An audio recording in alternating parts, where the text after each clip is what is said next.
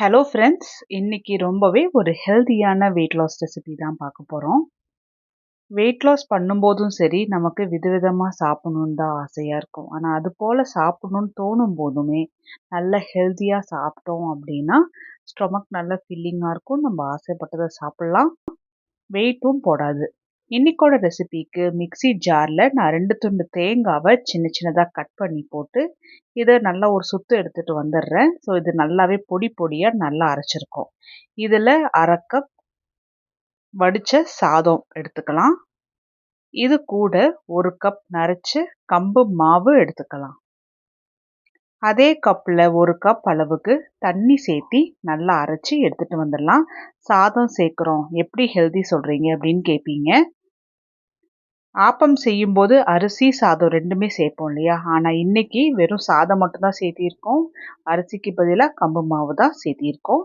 ஏன்னா ஆப்பம் செய்யும்போது இந்த பதம் வரணும் இல்லையா? அதுக்கு சாதம் கண்டிப்பாக தேவை. இதில் தேவையான அளவுக்கு உப்பும் போட்டு கையை வச்சு நல்லா கலந்துட்டுட்டோம் அப்படின்னா ஒரு 5 மணி நேரத்தில் நல்லா புளிச்சு வந்துடும். ஆப்பத்துக்கு நல்லா ஒரு காரமாக சைடிஷ் ரெடி பண்ணிடலாம். நான் இன்னைக்கு நல்லா மசாலா அரைச்சி போட்டு சைடிஷ் ரெடி பண்ண போகிறேன். மண்பானையில் 1 டேபிள் ஸ்பூன் வரமல்லி, 1/4 டீஸ்பூன் குருமிளகு, 1/4 டீஸ்பூன் கடலைப்பருப்பு, 1/4 டீஸ்பூன் ஜீரகம், 1/4 டீஸ்பூன் வெந்தயம். மிதமான சூட்லேயே இந்த மசாலா எல்லாத்தையுமே நல்லா பொன்னிறமாக வர அளவுக்கு வறுத்து எடுத்துக்கணும். இது போல் மசாலா சேர்த்து அரைச்சி நல்லா ஃப்ரெஷ்ஷாக போடும்போது இன்னும் நல்லா வாசனையாக இருக்கும். இதில் 1 டீஸ்பூன் அளவுக்கு பச்சரிசியும் சேர்த்தி காரத்துக்கு தேவையான அளவுக்கு வரமிளகா, நான் ஒரு 6 வரமிளகா சேர்த்திருக்கேன். ஸோ மிதமான சூட்லேயே இது எல்லாத்தையுமே நல்லா வறுத்துக்கணும். மசாலா ஃப்ரெஷ்ஷாக அரைச்சி போடுறதுக்கும் நம்ம அரைச்சி வச்சுருந்த மசாலா போடுறதுக்கும் அந்த குழம்போட டேஸ்ட்டே ரொம்ப டிஃப்ரென்ஸ் தெரியும்.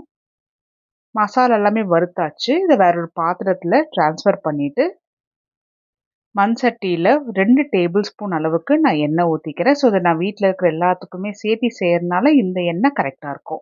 இதில் 1/4 டீஸ்பூன் கடுகு, 1/4 டீஸ்பூன் ஜீரகம், 1/4 டீஸ்பூன் வெந்தயம், ஒரு 2 வரமிளகா கிள்ளி போட்டுக்கலாம். மிதமான சூட்டில் இது எல்லாமே நல்லா வறுத்து கடுகுமே நல்லா பொரிஞ்சு வந்ததுக்கப்புறம் கொஞ்சமாக கருவேப்பிலையும் கிள்ளி போட்டு இதையுமே நல்லா பொன்னிறமாக நல்லா மொறுமொறுன்னு லைட்டாக வரும் இல்லையா? அது வரைக்கும் நல்லாவே வறுத்து எடுத்துக்கணும். இதில் நான் ஒரு 10 பல்லு பூண்டை நல்லா நீட்டமாக கட் பண்ணி வச்சுருக்கேன். இதையுமே மிதமான சூட்டில் லைட்டாக கோல்டன் ப்ரௌன் கலரில் ஆகிற வரைக்கும் நல்லா வறுத்தது போல் எடுத்துக்கணும். பூண்டை இது போல் நம்ம வறுத்து சேர்த்தும் போது நல்ல ஒரு வாசனை இருக்கும். சாப்பிடும் போதுமே நல்ல ஒரு ஃப்ளேவர் தெரியும். ட்ரை பண்ணி பாருங்கள். பூண்டுமே நல்லா வறுப்பட்டதுக்கு அப்புறம் ஒரு 2 நார்மல் சைஸ் வெங்காயத்தை நான் சின்ன சின்னதாக கட் பண்ணி போட்டிருக்கேன். ஸோ மிதமான சூட்டில் இருந்து ஒரு மீடியம் டு ஹை ஃப்ளேமில் வச்சு வெங்காயத்தை நல்லா வறுத்தது போல் எடுத்துக்கணும். வெங்காயம் லைட்டாக ஒரு கோல்டன் ப்ரௌன் கலரில் ஆகிற அளவுக்கு நல்லா வறுத்து எடுத்துக்கணும். வெங்காயம் வறுக்கும் போதே தேவையான அளவுக்கு உப்பு சேர்த்து நல்லா வறுத்து எடுத்துக்கிட்டோம் அப்படின்னா வெங்காயம் நல்லா சீக்கிரமாகவே வதங்கி வரும். வெங்காயமும் நல்லா லைட்டாக ஒரு கோல்டன் ப்ரௌன் கலரில் வதங்கி வந்திருக்கு. இதில் ஒரு 5 நார்மல் சைஸ் தக்காளி நான் அரைச்சி போட்டுக்கிறேன். நீங்கள் கட் பண்ணி சேர்த்தது உங்களுக்கு பிடிக்கும்னா நீங்கள் கட் பண்ணி சேர்த்திக்கலாம். நான் அரைச்சி சேர்த்திருக்கேன். அப்போது நல்லா தொக்கு போலவே நல்லா கெட்டியாகி வரும். இதில் கொஞ்சமாக தண்ணியும் சேர்த்தி நல்லா கலந்து விட்டுறலாம். தக்காளி சேர்த்தும் போதே மசாலா ஐட்டம்ஸ் எல்லாமே சேர்த்திடணும். ஸோ இந்த ஸ்டேஜ்லேயே நான் 1/4 டீஸ்பூன் மஞ்சள், 1/4 டீஸ்பூன் பெருங்காயத்தூள், தேவையான அளவுக்கு உப்பு, வறுத்து வச்சுருந்த மசாலாவை நான் நல்லா பவுடராக அரைச்சி வச்சுருக்கேன். ஸோ அதையும் போட்டுடலாம். இந்த மசாலா எல்லாமே வெங்காயம் தக்காளியோட சேர்த்தி நல்லா கலந்துட்டு வரணும். எல்லாமே நல்லா கலந்துட்டுட்டு குழம்பு எந்த அளவுக்கு பதம் வேணுமோ அந்த அளவுக்கு தண்ணி சேர்த்தி நல்லா கலந்துட்டுட்டு நல்லா ஒரு கொதி வர அளவுக்கு விட்டுடலாம். குழம்பு நல்லாவே ஒரு கொதி வந்திருக்கு. இந்த ஸ்டேஜில் உப்பு காரம் எல்லாமே சரி பார்த்துட்டு நல்லா ஒரு முறை கலந்துட்டுட்டு ஒரு நெல்லிக்காய் சைஸில் புளி நான் கரைச்சி வச்சுருக்கேன். ஸோ அந்த தண்ணியுமே சேர்த்து நல்லா கலந்துட்டு நல்லா ஒரு கொதி வர அளவுக்கு விட்டுட்டோம் அப்படின்னா ரொம்ப டேஸ்டியான பூண்டு குழம்பு ரெடி ஆயிடுச்சு. இது நல்லாவே ஒரு காரசாரமாக இருக்கும். கம்பு ஆப்பத்துக்கு நல்லாவே ஒரு காம்பினேஷனாக இருக்கும்.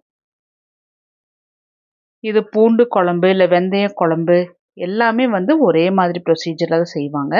கடைசியா சின்ன சின்னதா கட் பண்ணி வச்சிருந்த கொத்தமல்லியும் தூவி விட்டு கலந்து விட்டுட்டோம் அப்படின்னா, இது வீட்ல இருக்கிறவங்க சாதம் சாப்பிடுறவங்களுக்கும் இது ஏத்த மாதிரி இருக்கும். நம்மளுக்குமே நல்ல ஒரு காம்பினேஷனாவும் இருக்கும். ஆப்பத்துக்கு மாவுமே நல்லாவே புளிச்சு வந்திருக்கு. இத ஒரு முறை நல்லா கலந்துட்டுக்குங்க. புளிச்சு வந்துரட்டும். நல்லா கலந்துட்டுட்டு எப்படி இருக்கு பதம்ன்னு பார்த்துட்டு தேவையான அளவுக்கு தண்ணி ஊத்தணும். ஆப்ப மாவு பொறுத்தவரைக்கும் தோசை மாவ விட இன்னும் கொஞ்சம் தண்ணி கன்சிஸ்டன்சியா இருந்துச்சு அப்படின்னா தான் கரெக்ட்டான பதத்துல வரும். நான் அதுக்கேத்த மாரி தண்ணி ஊத்தி நல்லா கலந்துட்டு இருக்கிறேன். ஆப்ப சட்டி நல்லா சூடானதுக்கு அப்புறமா ஒரு 1 1/2 குழிக்கரண்டி அளவுக்கு மாவு ஊத்தி நல்லா சுத்தி விடணும். அப்பதான் மேல் பக்கம் எல்லாமே நல்லா ஒட்டி நல்லா மாவு புடிச்சு வரும். ஆப்ப சட்டிய நல்லா இது போல ரோல் பண்ணி நல்லா முழுசா எடுத்துக்கணும். இது ரொம்பவே ஒரு ஹெல்தியான ஆப்பம் தான். ஏன்னா வடிச்ச சாதம் மட்டும் தான் சேர்த்தியிருக்கிறோம். ஆனா அரிசி மாவோ, அரிசியோ எதுவுமே சேர்த்த கிடையாது. ஓரங்கள் எல்லாமே நல்லா மொறுமொறுப்பா வந்ததுக்கு அப்புறமா இது போல டீமோல்ட் பண்ணி எடுத்துரலாம். கம்புல செய்ற ஆப்பம், அரிசி மாவுல செய்ற ஆப்பத்த விடவே நல்லா சாஃப்ட்டா இருக்கும். ஒரு 2 ஆப்பம் சாப்பிட்டாவே நல்ல ஒரு ஸ்டொமக் ஃபில்லிங்கா இருக்கும். டயட் இருக்கும்போது ஹெல்தியான ஏதாவது ஒரு வகையான மாவு, ராகி மாவோ, இல்ல கம்பு மாவோ ஏதாவது ஒண்ணு நம்ம ரெடி பண்ணி வச்சுக்கணும். இட்லிக்கோ, தோசைக்கோ, அப்பத்துக்கோ. அப்பதான் நம்மளுக்கு பசி எடுக்கும்போது நம்ம அதை செஞ்சு சாப்பிட்டுருவோம். அப்படி இல்லைன்னா அவசரத்துக்கு என்ன செய்வோம்? நார்மல் மாவ செஞ்சு சாப்பிட்டுருவோம். அது போல செய்யக்கூடாது.